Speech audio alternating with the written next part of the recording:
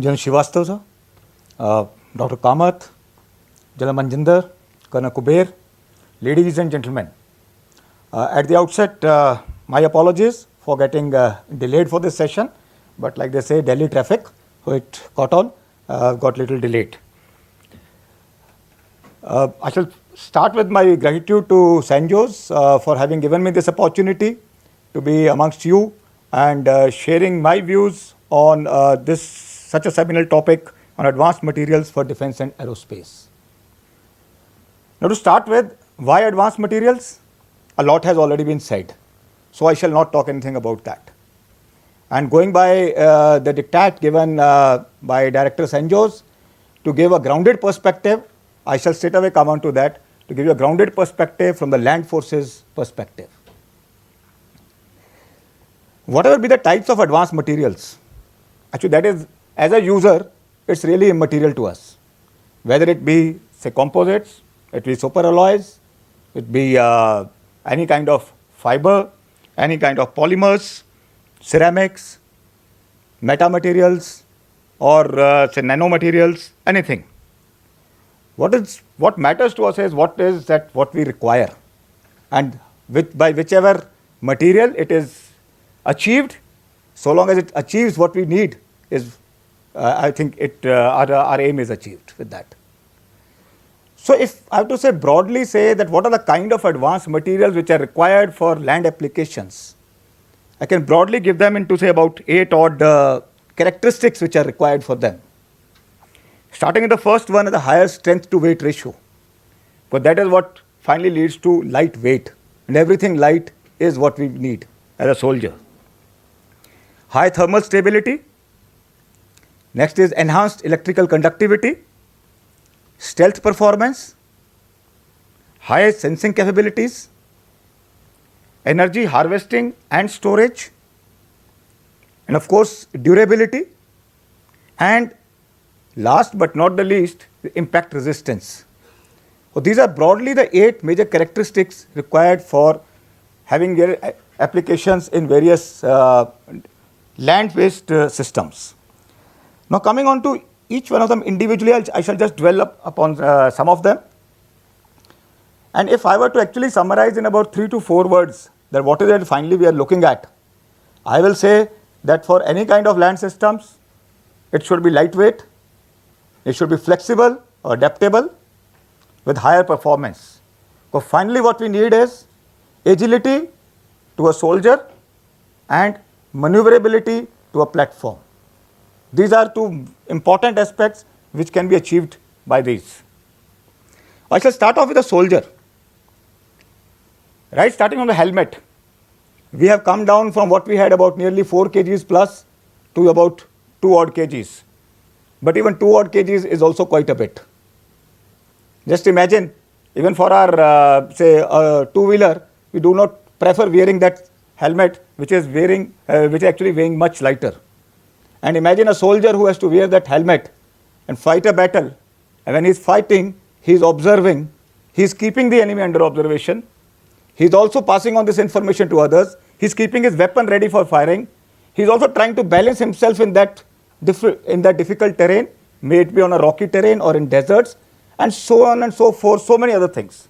So just imagine that 2 kgs of helmet is also quite a bit for him.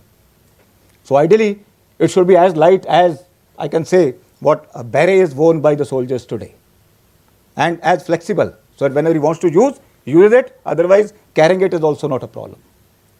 Similarly, coming on to the bulletproof jackets or the vests, I might sound a little impractical in saying this, or say maybe fiction, but I think most of the scientific developments have come from actually fiction, science fiction.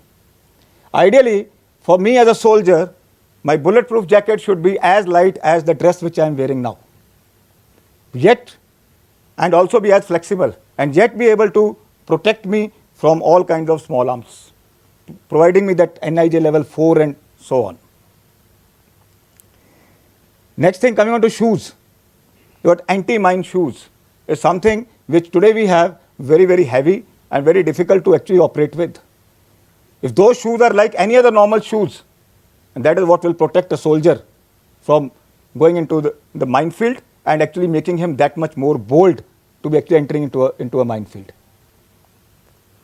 Exoskeleton, if provided of a much lighter weight, will actually much enhance his ability to carry the load. Similarly, coming on to weapons, should be as light as possible, be able to fire as many rounds as possible without getting heated, the barrel getting heated. So therefore, that is where again the advanced materials comes in. Sights, vision devices, as small as possible, as light as possible. Radio sets, which everyone has to carry. Two major aspects in that. The weight being added by battery. So the battery to be as lightweight as possible and as compact, because that is what will reduce its size. And the other aspect is of the EMI EMC, because of which the overall structure of the set as such is bigger, and it generally amounts to making it of some metal. Whereas the same, if of some say plastics and all, which can provide EMI EMC resistance, that is what will be required for a soldier. Now coming on to platforms, tanks, guns, or say air defense platforms and all, the first and most important thing is the armor, the lightweight armor. Everything starts from that. Because we want protection, the armor becomes heavy, accordingly the requirement of engine becomes heavier, the overall volume of the equipment increases. And that's where if we have a lighter weight armor, yet able to provide us that kind of protection. And then the power pack, the kind of power pack required in that small space available, if that can also be even much more efficient. And once the armor weight goes down, the requirement of this power pack automatically also comes down. But then within that same, having much more efficient, whether it be by in terms of say different kinds of liners in it, or different kinds of materials being used for each and every part of it, whether it be piston, the cylinder, or the crankshaft, or anything.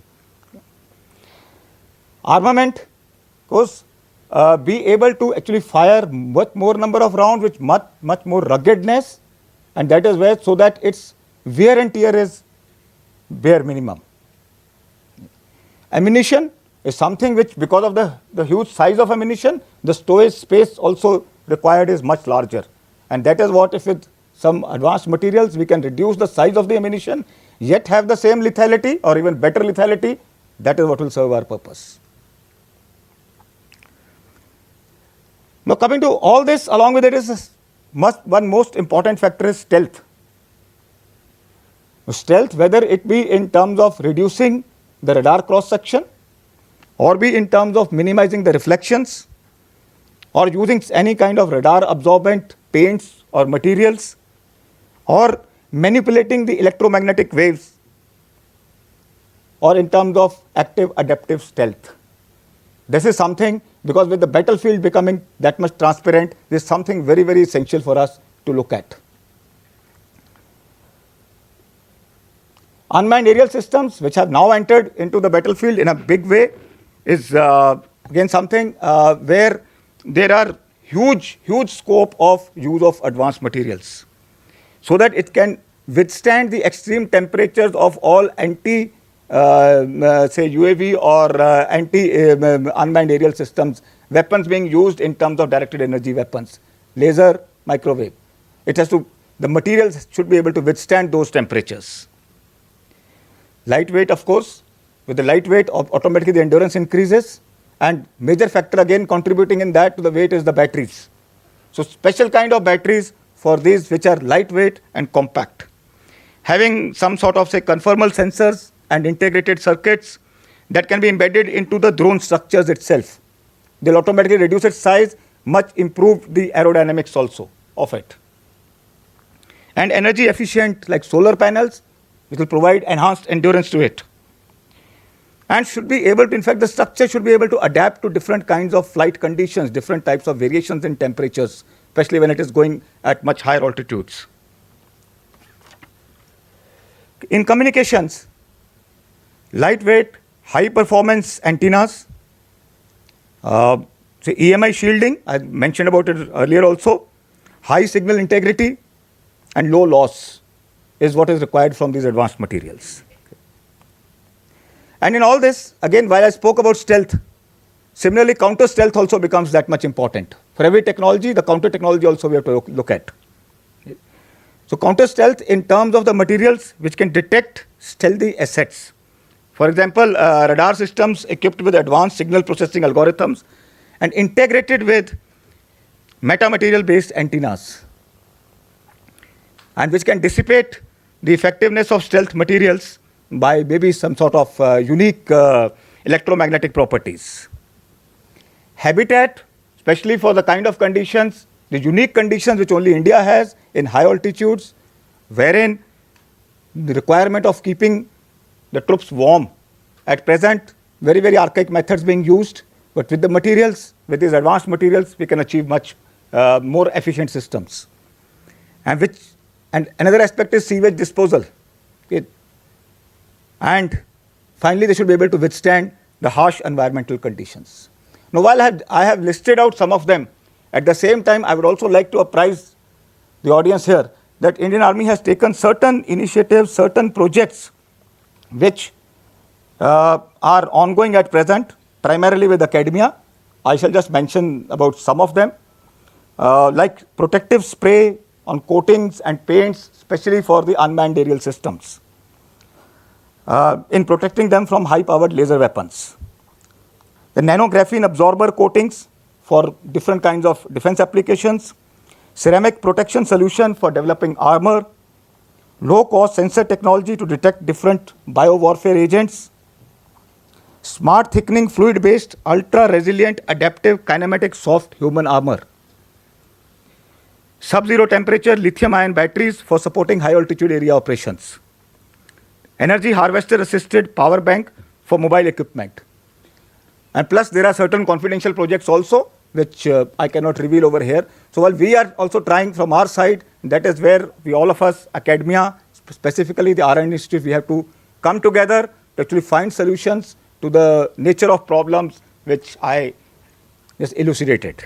Finally, I would like to say that our aim should be towards strengthening India's sword and shield, both by comprehensive integration of advanced materials across diverse domains in the defense forces.